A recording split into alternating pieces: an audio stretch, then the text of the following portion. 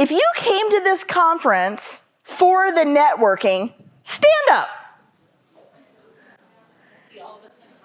All right. If you are sitting with people you already know, remain standing. All right. You can be seated.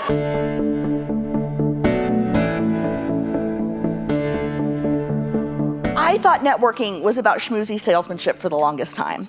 It was about making genuine connections and really helping people because that's what I like to do. And so figure out what it is about you that you can bring the most of to benefit others. Networking is different. Networking is about building relationships over time. And that's what we're going to talk about today. It's all inclusive leadership. Everything I teach is about inclusive leadership. I really believe that inclusive leaders can be anywhere and should be everywhere. So let's find them, let's give them the tools they need to succeed so that employees don't leave, right? These great companies that they work for just because they have a manager that hasn't learned these skills yet. The first two buckets our brain goes to are the ones I like to call been there, done that, and that might kill me. The difference between been there, done that, and that might kill me is familiarity. Familiarity comes from what we've learned. It comes from our preferences. Preferences for or against. Those preferences you may have heard referred to as unconscious bias. Unconscious bias means we don't know we have a preference yet. Those of you who were still standing when I said sit down if you're sitting with people you don't know, you didn't know you came in here with a preference. You just sat with people you knew, right? That's what we do. Been there, done that. It's safe. Sitting with somebody new might kill me. I weave in what's happened that day at the conference or what I know about the client or conversations that I had in the hallway. I'm constantly talking to people. I messaged everybody here and said, are there questions that you're hoping I'll answer during the session? And then I incorporated their answers into my talk.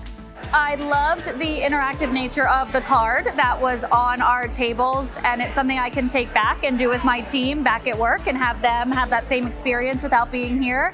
And Amy was very engaging, kept us talking to her, answering questions live. So I'm going to ask a question. This is something that we do in IT a lot. It's called Fist to 5.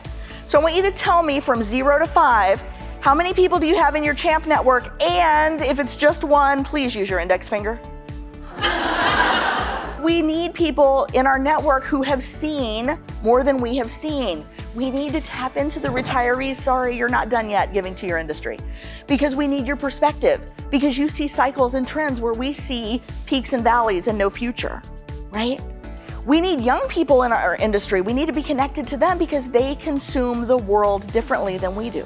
The entire economy has changed in a generation. And if you don't believe me, try to find a Blockbuster executive and explain to them how you can get Taco Bell delivered to your house while you stream Netflix. If you want to be irrelevant, stop talking to young people. I wish I'd have had this information when I started, or at least within the first 5 years. It would have been very helpful. She did a great job presenting, and I'm hoping we get to hear from her again. I plan on taking this back to my chapter. I think everybody could use this information. Everything changes, right? And so if we want to know about the changes that are coming, we need to be tapped into our network. If we want to know how to survive the changes we're facing right now, we need to be tapped into our network. And if we want to help others get to where we've gotten, we need to tap into our network. A lot of people say, I can't network, I'm an introvert. Like, being an introvert is your superpower because everybody wants to talk about themselves. Nobody wants to listen.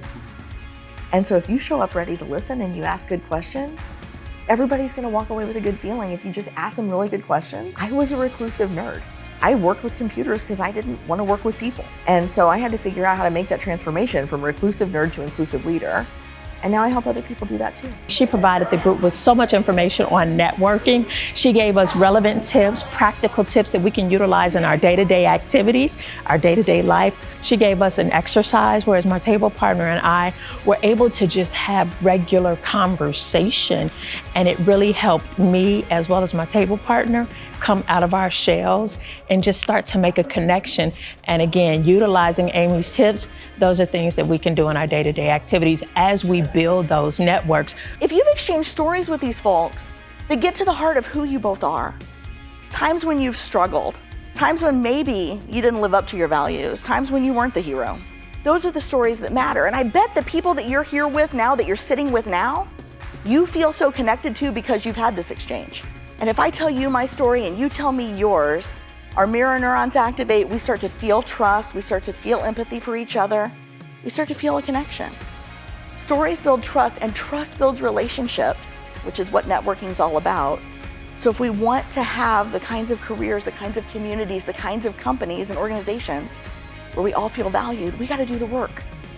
And that starts with stories. I have really enjoyed working with Amy. Every interaction was truly a delight. I actually looked forward to our meetings, to talking about what she was going to bring to our members, as well as brainstorming about different things that were on our mind.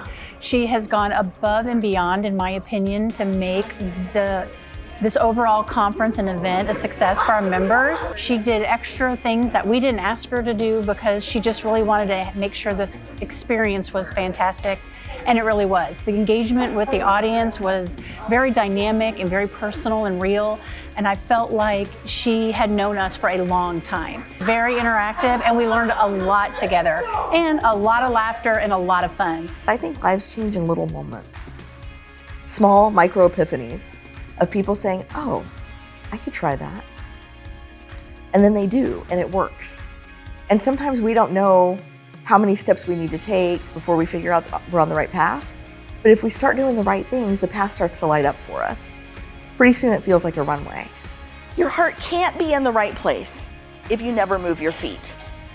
And what we're going to talk about today is how do we move our feet to get our hearts in the right place, so that we're changing the flow of opportunity in this industry, so that we are the part of the power grid that's syncing up, connecting people, supercharging ourselves and each other.